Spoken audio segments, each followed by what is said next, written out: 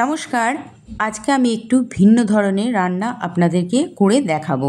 খুব সাধারণ এবং বাঙালিদের ঘরের অতি পরিচিত একটি রান্না, যা খেলে শরীরকে ঠান্ডা রাখে। আমি সেটাই তৈরি করেছিলাম আজকের এই চরম গরমের দিনটিতে। সকাল থেকেই আজকে তীব্র গরমের রোদের ঝলসানো গরম পড়েছিল। ঘরের ভেতরেই গরমের চোটে থাকা দায় হয়ে যাচ্ছে, আর বাইরে বেরোনোর কথা তো ভাবাই যায় না।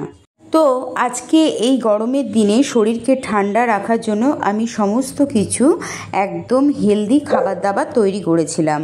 তৈরি করে নিয়েছিলাম ভাত, আর ভাতে জল দিয়ে আজকে আমরা পান্তা ভাতের মতন তৈরি করে খেয়েছিলাম।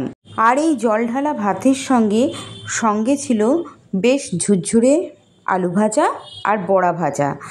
আলু ভাজাটা তৈরি করে নিয়েছিলাম ছাঁকা তেলের মধ্যে ভেজে, একেবারে ঝরঝরে কুরকুরে আলু ভাজা।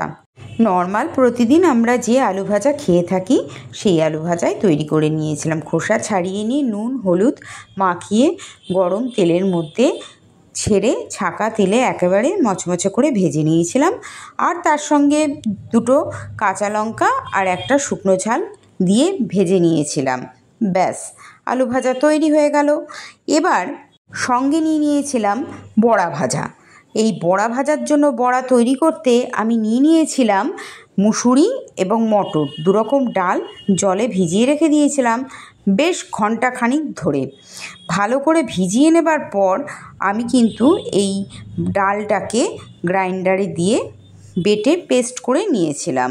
আর এই বড়ার মধ্যে দেওয়ার জন্য আমি একটা মাত্র বড় সাইজের পেঁয়াজ ও 3টে কাঁচা লঙ্কা কুচিয়ে নিয়েছিলাম।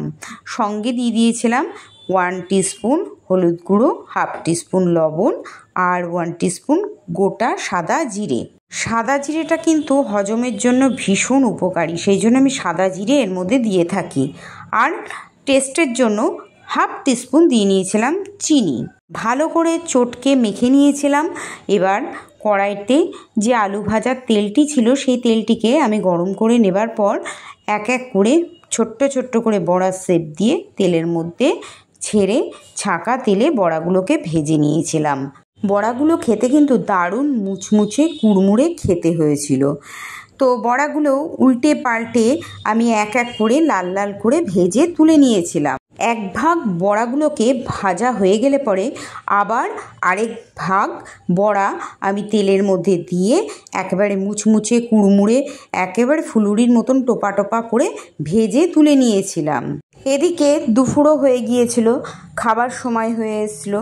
তো খাবার পাতে আজকে এই মেনু দেখে সবার তো খুব খুশি যে বেশ ভালো রান্না করেছো আজকে কোনো ঝোল ঝাল তরকারি ডাল কিচ্ছু ছিল না।